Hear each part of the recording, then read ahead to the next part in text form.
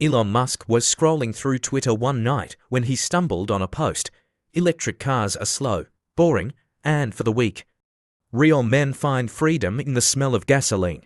Elon tapped his finger on the screen. He wanted to understand this fear of change. Maybe the way to reach these people was to infiltrate their world.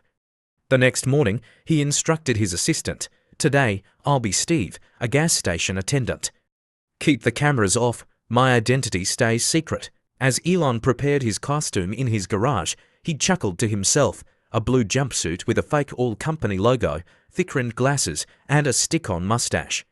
Staring at his reflection, he truly looked like an ordinary worker named Steve. Turning the key of his 1990 Ford pickup, he muttered, "Today, I'll make history." When he arrived at a Shell station on the outskirts of Los Angeles, it was 6 a.m. The staff assumed he was a temp worker. The manager handed him a broom and said, "Clean pump 3. Steve." Elon smirked behind his glasses. "I'll learn everything about gasoline today." The first customers trickled in at dawn. A little girl, tugging her mom's hand, she asked, "Why is that man wearing a blue suit?" Elon winked. "Because I'm an explorer of the future." A man in a suit, yelling into his phone, "Hurry up, I'll miss my flight."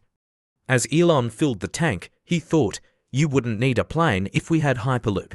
By noon, the station's routine shifted. A roaring engine echoed in the distance.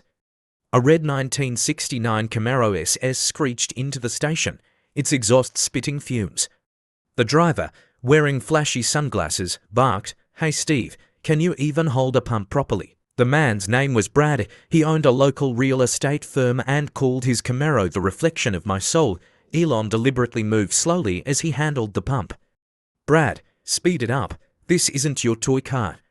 Elon as Steve, "My apologies. If this were electric, it'd charge automatically." "No waiting, Brad. Electric. Those are soulless boxes." "Gasoline smell. It's raw. That's freedom." While refueling, Elon accidentally splashed gas onto Brad's designer shoes. Brad yelled, "Are you a total klutz?" Elon feigned embarrassment. "Sorry, pumping gas is tricky. Charging stations don't have these accidents." Brad walked to the counter to pay. Elon dropped his Tesla keychain. Brad picked it up and sneered, "What's this? You drive a Tesla?" Elon paused, then peeled off his mustache and glasses. "Actually, I invented Tesla." Brad's confusion turned to disbelief. "Is this a joke?" Elon Musk can't be pumping gas. Just then, the hum of a Cybertruck rumbled from behind the station.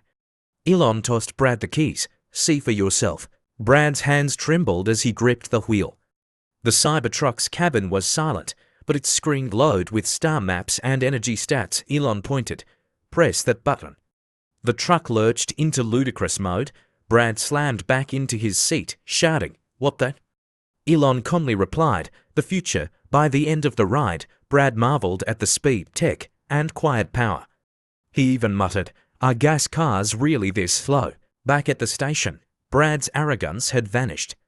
Stepping out of the Cybertruck, he asked, "What about charging stations? Are there enough in LA?" Elon sketched a supercharger map on a napkin.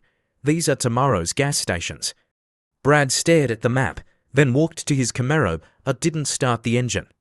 He turned to Elon. "I think I need another test drive." That night, Elon tweeted, "Today, I worked at a gas station. I turned a man's Camaro into a Tesla." Change doesn't start by preaching what's right, it starts by letting people feel it. The tweet hit 1 million likes in an hour. Brad, meanwhile, launched a new account at Electric King 56. Epilogue.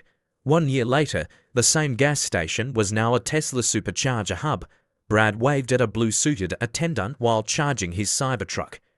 The new Steve smiled and asked, "The future's beautiful, isn't it?" Like, share and subscribe for more content about unusual dog breeds.